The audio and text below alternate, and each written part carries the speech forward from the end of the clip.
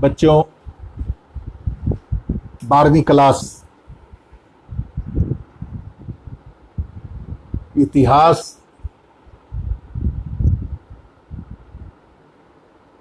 की क्लास मैं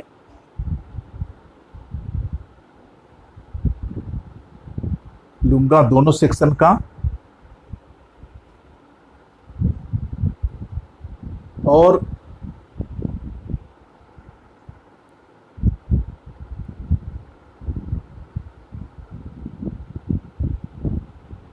किसी भी चैप्टर में कोई भी प्रॉब्लम होगा उसको दूर करने की कोशिश की जाएगी।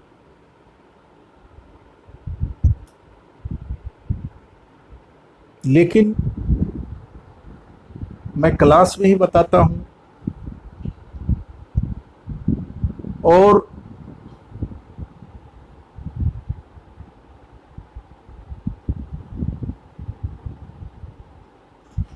अभी भी मैं बता रहा हूं कि इतिहास बहुत ही इंटरेस्टिंग सब्जेक्ट है, बशर्ते कि आप इसको समझकर स्टडी करें। क्लास में बताने वाली बातें या ऑनलाइन जो आप क्लास ले रहे हो उसको ध्यान से सुनना है, और सुनने के साथ साथ टेक्स्ट बुक का, एनसीईआरटी टेक्स्ट बुक का स्टडी करना ही करना है। अगर ऑनलाइन क्लास अटेंड कर रहे हो, यहां से हम लोग आपके शंकाओं को दूर करेंगे, और फिर आपने टेक्स्ट बुक का अध्ययन कर लिया और जो बताया जा रहा है उसका अभ्यास कर लिया, तो निश्चित रूप से इतिहास में आप बहुत अच्छा मार्क्स ला सकते हैं। लेकिन इसके लिए मेहनत आपको करनी पड़ेगी, और हमारे बताए हुए रास्ते पे जो दिशा निर्देश दिया जाएगा उस पे अमल करना पड़ेगा। 12वीं क्लास है, आप अगर जीवन में कुछ करना चाहते हैं किसी भी विषय में, तो मेहनत आपको करनी पड़ेगी। अगर आप मेहनत नहीं करोगे तो अच्छे नंबर लाना बहुत असंभव है। इसलिए ऑनलाइन क्लास के साथ साथ ये अपने स्कूल के माध्यम से, जो स्कूल के चैनल पे जो क्लासेज शुरू हुई हैं, उससे आपको किसी भी कंटेंट को, विषय बिंदु को समझने में मदद मिलेगी। और कोई भी दिक्कत होगी आप हम लोगों से फ़ोन से टेलीफोनिकली संपर्क कर सकते हैं, हम आपकी शंकाओं को दूर करेंगे। लेकिन शुरू होने से पहले मैं 2-4 बातें आपके सिलेबस के बारे में बताना चाहता हूँ। आपको मालूम भी है कि सिलेबस से कुछ चैप्टर को डिलीट किया गया है। उस डिलीट चैप्टर को आपको अपने टेक्स्ट बुक में निशान लगा लेना है, और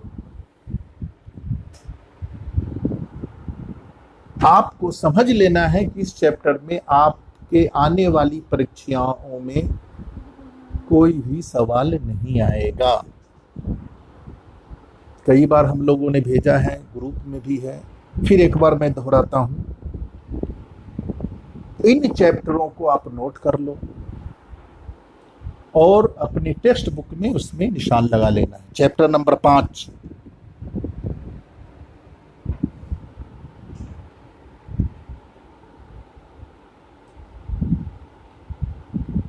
चैप्टर नंबर 8, किसान, जमींदार और राज्य जो है, चैप्टर नंबर 10।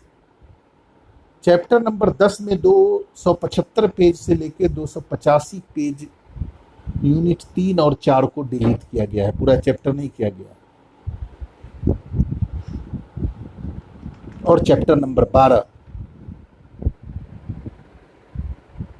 और chapter number 14, 5 chapter number, 8 chapter number, 10 के कुछ भाग, 12 चैप्टर नंबर और 14 चैप्टर नंबर आपके सिलेबस से डिलीट किया गया है। ये हर बच्चा अपनी किताब में चैप्टर में निशान लगा ले कि इससे कोई सवाल नहीं आएगा। अब हम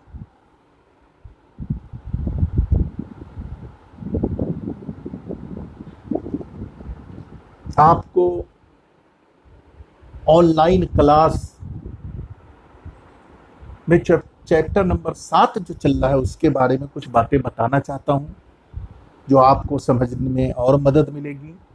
ऑनलाइन क्लास में भी बताया गया है, उसी के कुछ बिंदुओं पर हम आपसे चर्चा करेंगे और जो भी बिंदु आपके बीच में रखा जाएगा वो इम्पोर्टेंट है, उसको समझना है।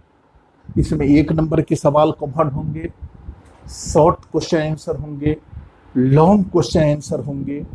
तो इन बातों को अगर समझते हैं तो 1 नंबर वाला भी सवाल आपको समझ में आएगा, शॉर्ट टाइप क्वेश्चन है वो भी आप हल करेंगे, सब्जेक्टिव क्वेश्चन भी आप कर सकते हैं जो लॉन्ग टाइप क्वेश्चन होता है। विजयनगर साम्राज्य की भौगोलिक स्थिति के बारे में बताया गया है। जो आज का कर्नाटक राज्य है वहीं पर ये विजयनगर साम्राज्य 14वीं शताब्दी से लेकर 16वीं शताब्दी तक था। लगभग 310 वर्षों तक विजयनगर साम्राज्य वहां पर रहा है।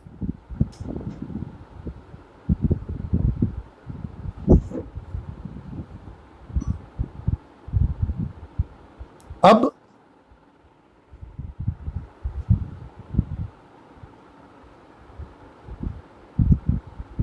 मानचित्र कार्य भी बहुत जरूरी है और 12वीं के इतिहास में जो मानचित्र कार्य होगा, मैप वर्क होगा, उसको भी समझना जरूरी है।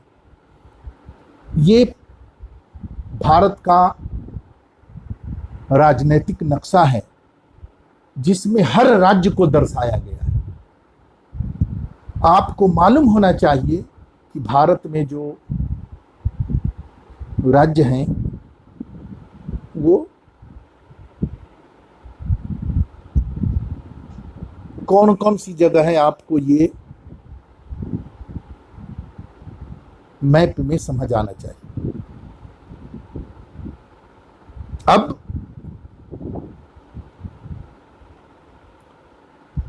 मैप का जो उत्तरी भाग होता है ये उत्तर होता है और नीचे वाला जो भाग होता है ये दक्षिण होता है और राइट हैंड वाला जो भाग होता है ये पूरब होता है और लेफ्ट हैंड वाला जो भाग होता है ये पश्चिम होता है। अगर ये लोकेशन आपको समझ में आ रहा है तो मानचित्र को समझने में कोई दिक्कत नहीं होगी और हर स्टूडेंट को भारत के मानचित्र में राज्यों को समझना है। जम्मू कश्मीर है, हिमाचल प्रदेश है, पंजाब है, हरियाणा है, राजस्थान है, पंजाब है, मध्य प्रदेश है, महाराष्ट्र है, कर्नाटक है, आंध्र प्रदेश है, तेलंगाना है, तमिलनाडु है, केरल। अब विजयनगर साम्राज्य जो था ये इस एरिया में था, दक्षिण भारत का जो एरिया, कर्नाटक में यहां पर विजयनगर साम्राज्य था। जिसको कर्नाटक साम्राज्य के नाम से भी जाना जाता है। और 1800 ईस्वी में कर्नल मैकेंजी ने, जो ब्रिटिश ईस्ट इंडिया कंपनी का एक सर्वेयर था, एक इंजीनियर था, एक पुरातत्वविद था, वो भारत की खोज करते करते जब दक्षिण भारत में पहुंचा 1800 ईस्वी में, तो उसको पता चला कि यहां पर एक बहुत ही समृद्ध, शक्तिशाली, सुव्यवस्थित हिंदू राज्य साम्राज्य हुआ करता था, जिसकी उन्होंने खोज की। तो पता चला कि विजयनगर साम्राज्य के नाम से यहां पर एक साम्राज्य था जो बहुत ही सुव्यवस्थित था। तो विजयनगर साम्राज्य दक्षिण भारत का ये एरिया पूरा, कर्नाटक, आंध्र प्रदेश, तमिलनाडु, केरल, ये पूरे राज्य में ये फैला हुआ था। अब मैप में जब आपने इसको समझ लिया तो इसको और समझने में कोई दिक्कत नहीं होगी। भौगोलिक स्थिति समझ में आ गई होगी कि विजयनगर साम्राज्य कहां पे था। इसको विजयनगर साम्राज्य के नाम से जाना जाता था, इसको कर्नाटक साम्राज्य भी कहा जाता था, और हम्पी की खोज हम्पी के नाम से भी जाना जाता है। दक्षिण भारत में पंपा देवी एक मंदिर था, उसी के अवशेष को खोजते खोजते ये विजयनगर साम्राज्य का पता चला, जो कर्नल मैकेंजी ने इसकी खोज की थी 1800 ईस्वी। अब आपको इसकी भौगोलिक स्थिति के बारे में पता चल गया।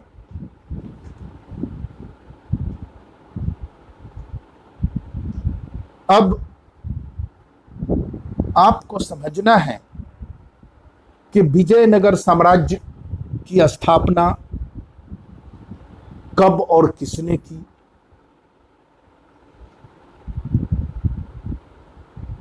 किन किन लोगों ने यहां पर शासन किया, और फिर इसका अंत कैसे होगा, कैसे यह पतन की ओर अग्रसर हुआ। तो एक लिस्ट आप देख रहे हैं,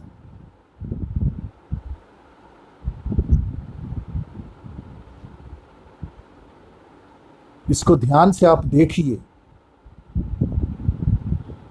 1336 ईस्वी में विजयनगर साम्राज्य की स्थापना की गई, जो 14वीं शताब्दी में आता है। और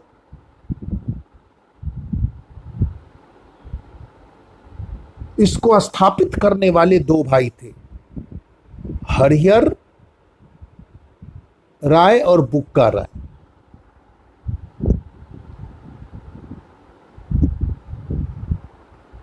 विजयनगर साम्राज्य के राजा को राय के नाम से जाना जाता था। राय का मतलब हुआ किंग, सम्राट,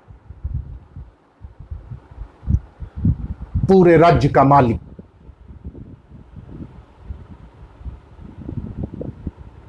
अब आप देखेंगे कि विजयनगर साम्राज्य की स्थापना हरिहर और बुक्का ने की। कब किया? 1336 ईस्वी में किया। ये किस वंश से संबंधित थे? तो ये संगम वंश से संबंधित थे। और संगम वंश के विभिन्न शासकों ने विजयनगर साम्राज्य पर शासन किया। सबका नाम डेट वाइज लिखा हुआ है, आप इसको समझ सकते हैं। और 1336 ईस्वी से विजयनगर साम्राज्य स्थापित होता है और 1646 ईस्वी में जाकर ये समाप्त हो जाता है, 17वीं शताब्दी के मध्य में जाकर। 310 वर्षों तक विजयनगर साम्राज्य दक्षिण भारत में बहुत मजबूती के साथ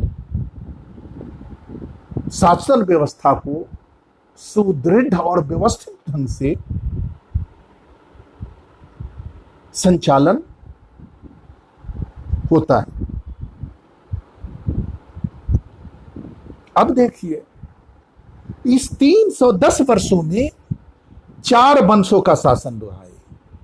एक हुआ ये संगम वंश, 2 हुआ ये सोलूब वंश, 3 हुआ ये तुलूब वंश और चौथा है अरवीदो वंश।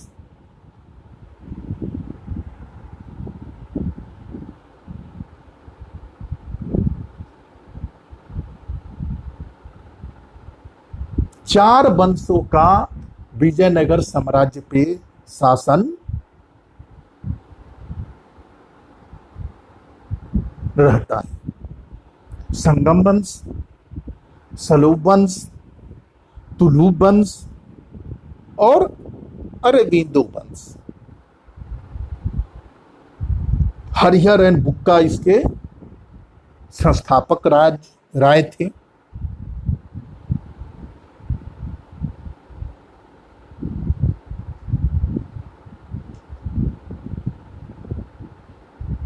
एक इस साम्राज्य का, विजयनगर साम्राज्य का शासक हुआ है कृष्णदेव राय। ये देखिए, जो तुलु वंश के शासक थे और 1509 से लेकर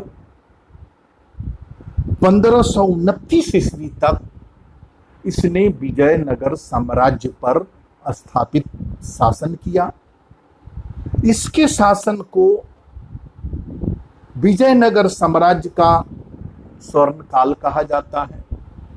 सबसे अधिक इन्होंने विस्तार किया, सुव्यवस्थित किया, नगरीय और शासकीय व्यवस्था को मजबूत किया और इनका जो शासन काल था वो बहुत ही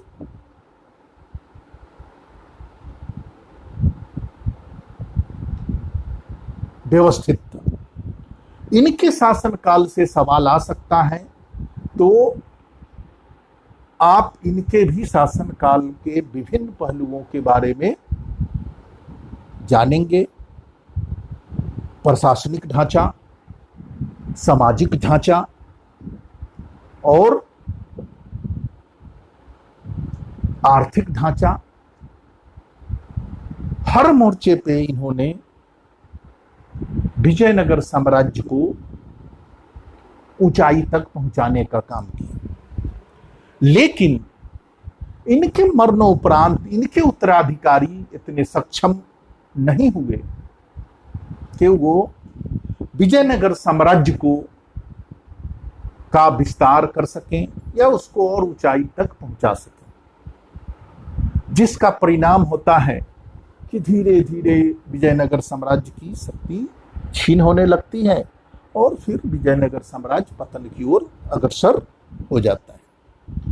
तो इसकी स्थापना कब हुई, कब तक विजयनगर साम्राज्य रहा और किन किन वंशों का शासन रहा, और इसमें जो प्रमुख कृष्णदेव राय का क्या शासन काल था। हरिहर और बुक्का के बाद कृष्णदेव राय शासन को बड़ा उल्लेखनीय माना जाता है। और इस काल में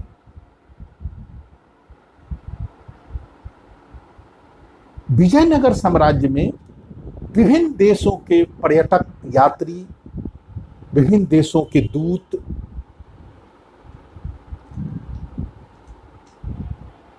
इस साम्राज्य का भ्रमण किया और उन्होंने इस विजयनगर साम्राज्य की बड़ी भूरी भूरी प्रशंसा की है। सामाजिक, आर्थिक, राजनीतिक हर क्षेत्रों का उल्लेख किया है और ये जो उत्कृष्ट स्थान था विजयनगर साम्राज्य का, ऊंचाई तक जो पहुंचा था, ये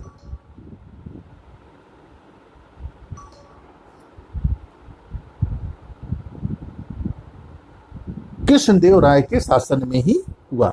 ये इन्हीं का शासनकाल था।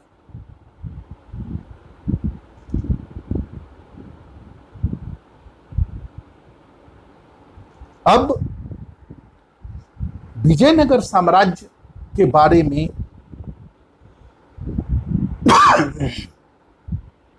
विभिन्न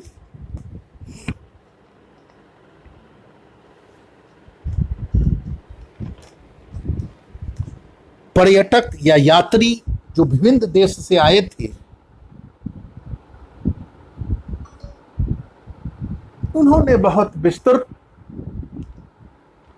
इसकी व्याख्या की है।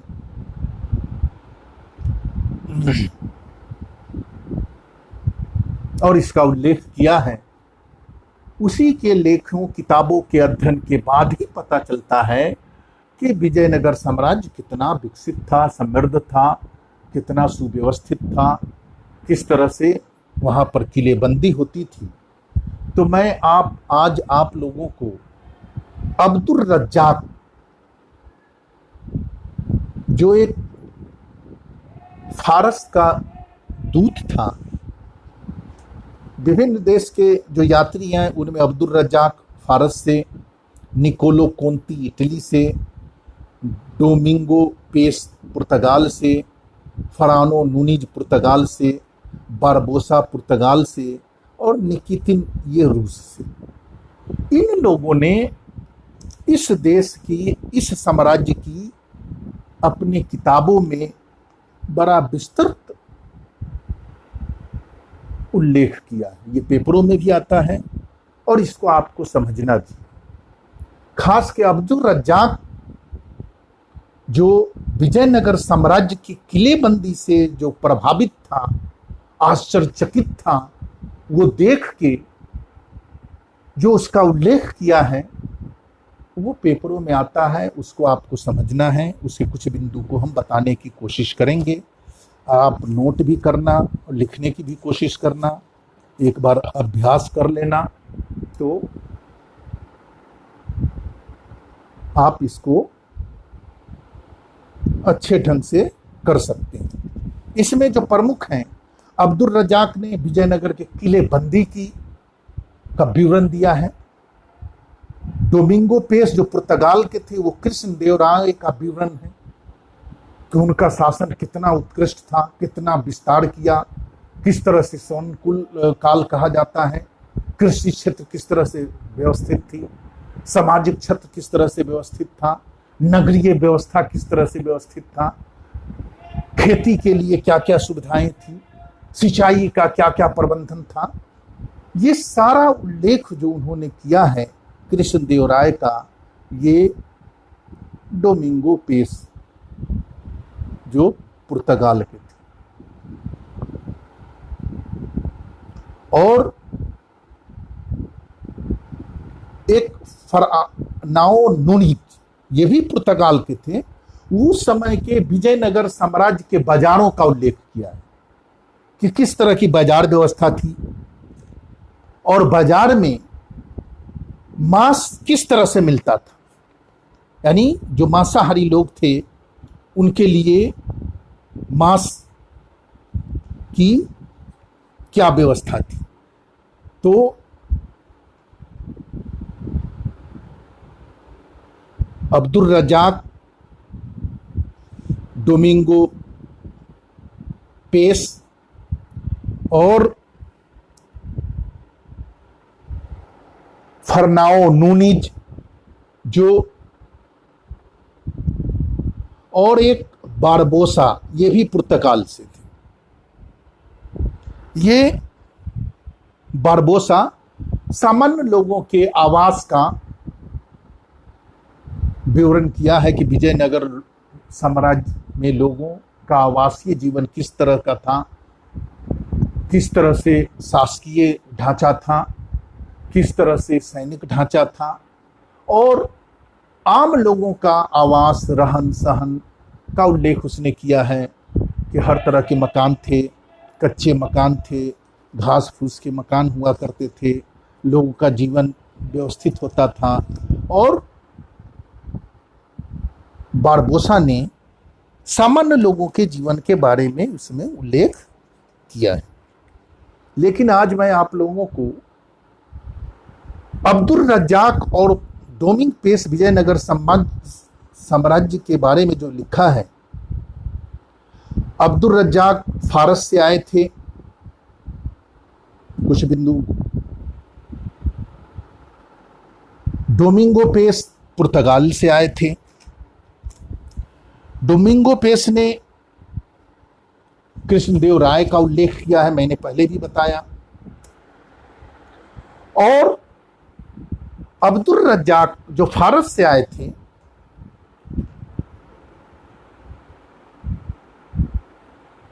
वो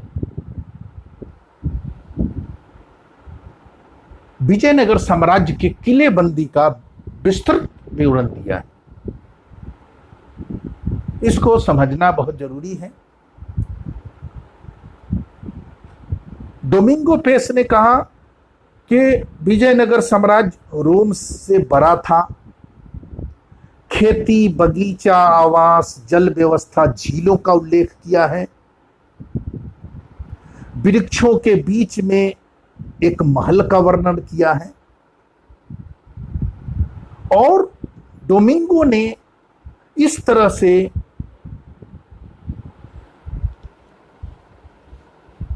कृष्णदेव राय ने किस तरह से शहर को व्यवस्थित किया, खेती को किस तरह से विकसित किया, जल स्रोतों को किस तरह से विकसित किया, जलाशय को किस तरह से विकसित किया, उसका उल्लेख उन्होंने किया है।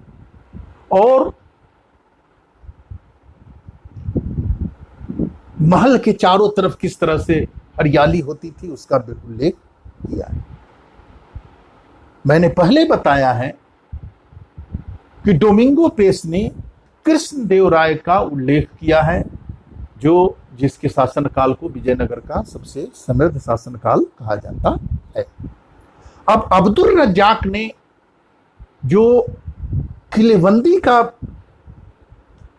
उल्लेख किया है, ये बहुत महत्वपूर्ण है। विजयनगर साम्राज्य के किलेबंदी से बहुत ज्यादा वो प्रभावित थे। उन्होंने लिखा है कि विजयनगर साम्राज्य के किले की 7 पंक्तियां थी, 7 घेराबंदी थी। हर घेराबंदी में अलग अलग क्षेत्र हुआ करते थे।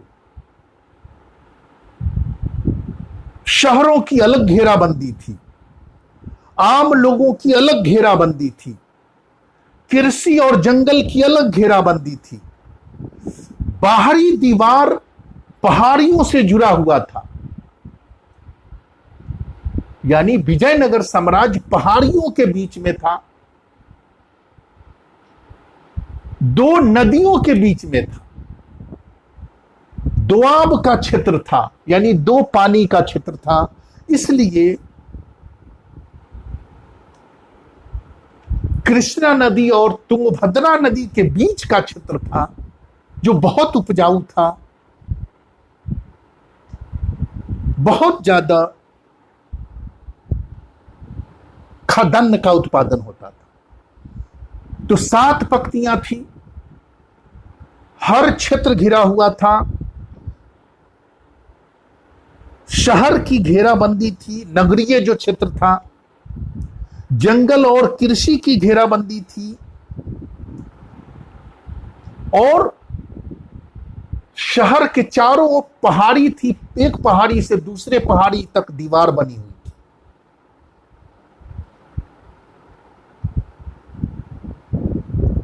दीवार बनाने में पत्थरों का उपयोग किया गया था।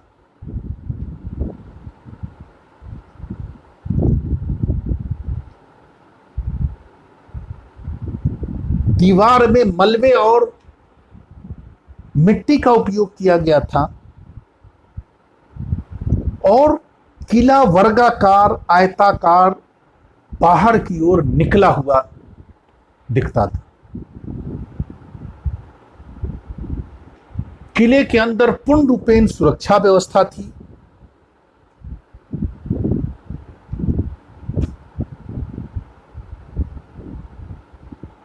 कृषि के लिए नहर, जल, कुआं, जलाशय की व्यवस्था थी।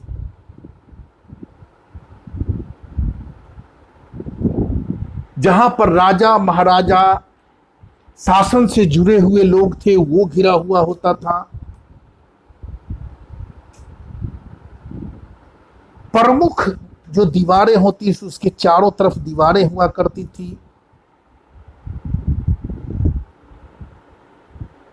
शहर के अंदर सड़कों का विस्तार था, जाल बिछा हुआ था, हर जगह सड़क से जुड़ी हुई होती थी। किले के द्वार पर सुरक्षा व्यवस्था होती थी और किले का द्वार इंडो इस्लामिक स्थापत्य कला का नमूना था, जो मेहराब नुमा था, देखने में सुंदर था। किताब के अंदर भी आप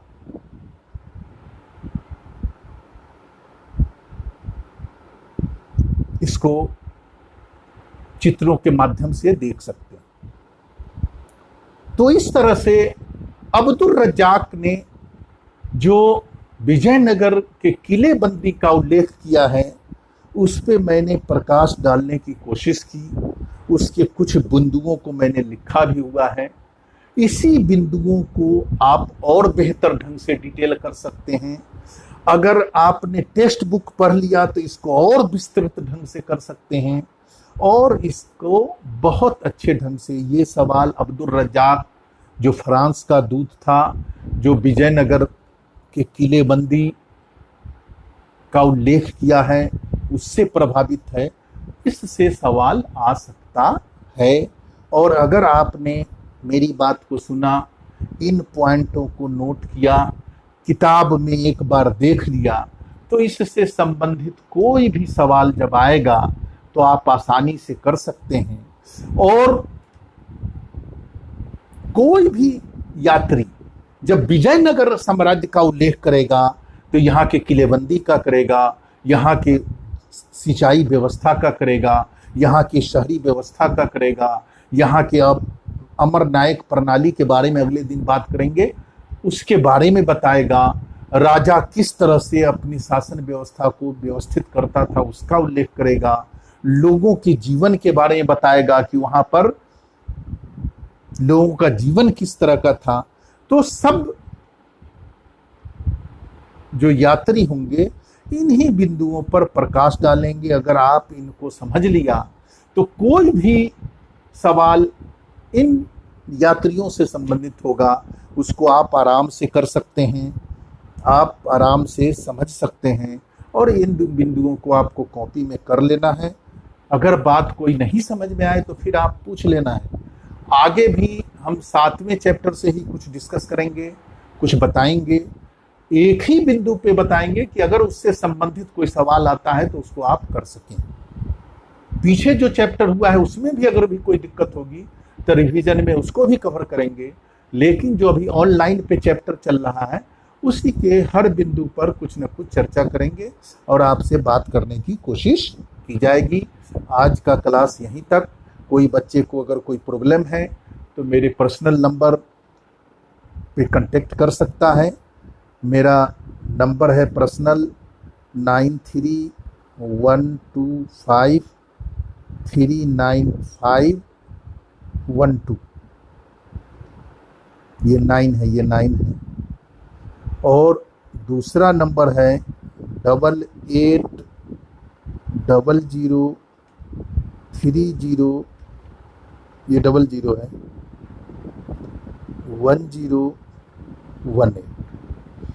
तो कोई भी दिक्कत हो तो कांटेक्ट करना है, फिर हम अगले क्लास में उसको क्लियर करेंगे। और रेगुलर क्लास लेना है, ऑनलाइन क्लास भी, और जो आपको बताया जाता है इस पे भी ध्यान देना है। आज का बस इतना ही। बहुत बहुत धन्यवाद। हर बच्चे को मेहनत करना है और हमारी कोशिश होगी कि हर बच्चा अपना काम सही ढंग से करे। कोई दिक्कत हो तो हम दूर करेंगे। किसी को कोई प्रॉब्लम हो आप बिना हिचक पूछिए। इस चैप्टर से रिलेटेड पढ़ाए गए उस चैप्टर से रिलेटेड उसको दूर किया जाएगा। ठीक है, बहुत बहुत धन्यवाद।